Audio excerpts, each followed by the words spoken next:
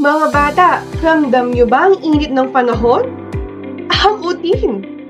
Ngayong tag-init, kailangan nating alagaan ang ating katawan para manatiling malusog at masigla. Ito ang aking 5 paalala para sa panahon ng tag-init. Una, uminom ng maraming tubig upang maiwasan ang dehydration. Kapag kulang tayo sa tubig, maaaring sumakit ang ating ulo, manghina at mahilo. Pangalawa, magsuot ng preskong damit.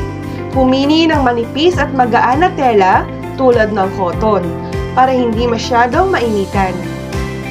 Pangatlo, gumamit ng sombrero at payong para maprotektahan ang sarili mula sa matinding sikat ng araw.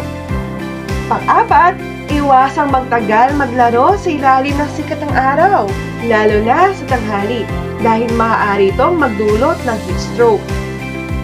At pang-5, kumain ng prutas na maraming tubig tulad ng pakwan, pipino, at melon.